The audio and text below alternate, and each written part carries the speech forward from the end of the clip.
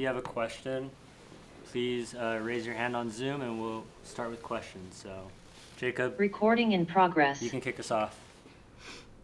Hi, Lou. Thanks for taking the time to chat with us. How are you doing today? Good. How are you? I'm doing good. Thanks for asking. First question is just really overall thoughts going into tomorrow's match against Bay FC for the first time meeting them.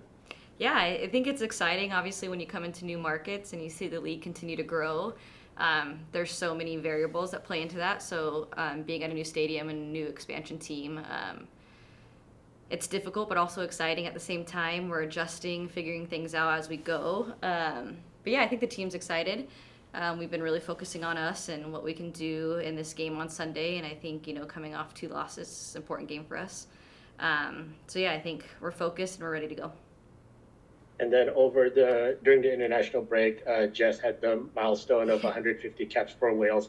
I'm sure you have so many things you've talked about, praised Jess for throughout the years. But just any comments you might have on the milestone that she accomplished during the break.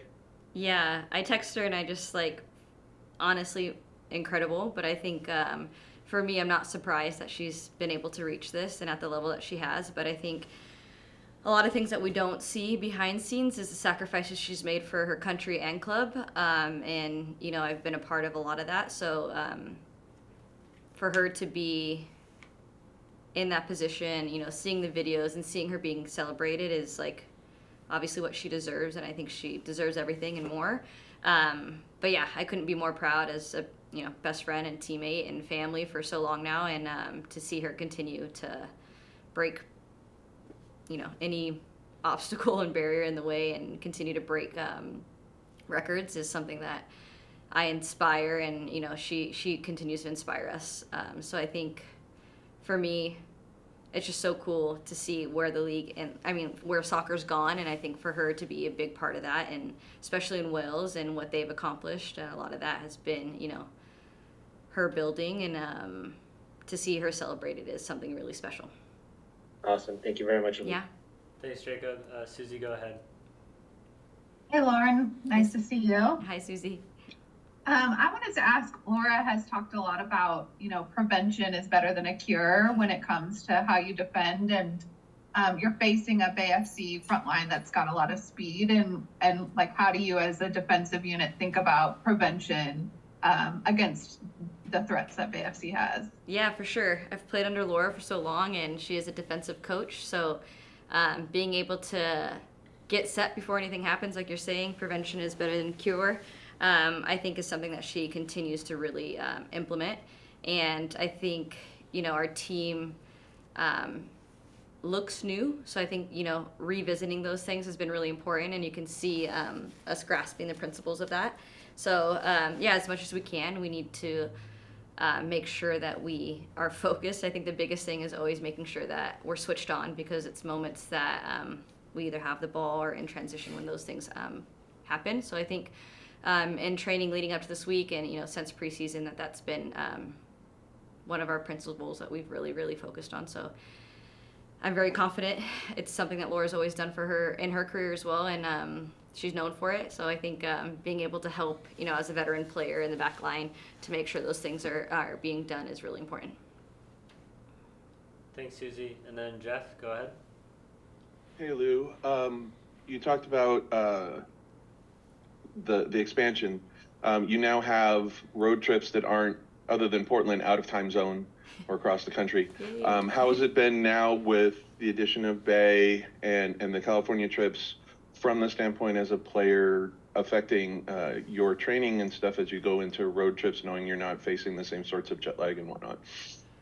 Yeah, it's been incredible. I think this is something that was probably something as players we envisioned for so long. I think, you look at a lot of leagues, they've got a lot of East Coast, maybe West Coast kind of conferences, and I hope, someday that our league can actually do that, and I think it'd be really cool to be able to do that as well. But yeah, I think the hardest thing when people come into this league and what we continue to, face, because I've been in here 11 years, is that travel is really tough. So being able to, stay on the West Coast and it be shorter flights, no, like you said, no time change, really, really affects players. So I think being able to have a few games where we don't have that is definitely a plus. And being able to play home and away now, I think, is really important as well. And then following up with that, you also are someone with a California background. Is it nice to be able to play some matches where family also are able to come? Thank you. Yeah, I think we have these fun things with family dinners in the team, and I think something I've been really grateful for the last couple of years is being able to play in front of extended family as well. My brother lives Central California, so he'll be at this game. So I think for me, being able to see the growth of that, and being able to see 45 plus people of family and friends, high school friends, being able to come to these games is like really, really special for me. So yeah, I'm loving it. I think the last 2 times we've been down in California, though, it's been raining. So I'm like, let's go, California. But yeah, it's honestly such a joy to be able to be in front of the people I love. Thanks. Thank you. Thanks, Jeff. And then Jada. Great, thanks. Hi, Lou. Dana. Wanted to ask a little bit about the past 2 losses. Were there things that you saw that you guys did? Was there anything common, I guess, between the 2 that you guys did that you were able to kind of get into practice and correct? Yeah, I think like I mentioned before, we've got a newer team, people that have never been in this league before as well. So I think executing and being professionally seeing games out is something that's really important, and something that we've highlighted the last 2 weeks. When we need to scrape up points, no matter what it looks like, or when we need to, go and grab some points as well. Like we talked about, you travel back to back. It's super hard. One is in Chicago, one's in San Diego. They're both really hard to play at. So really kind of shifting our mindset to how we can just really secure any type of points is really important. So yeah, I think that's something we've talked about and focused on, and from veteran players making sure that we're able to execute that as well.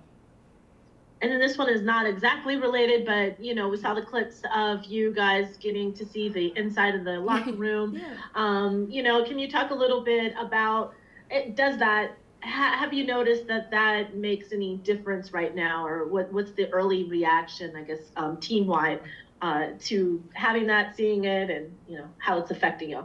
Yeah, I think for the longest time, Seattle's been such a successful club on the field, and I think kind of pairing that now off the field with things like facilities is really important. It feels very professional, and being able to just recognize and celebrate, the club's history and the people that have also been, a big part of that.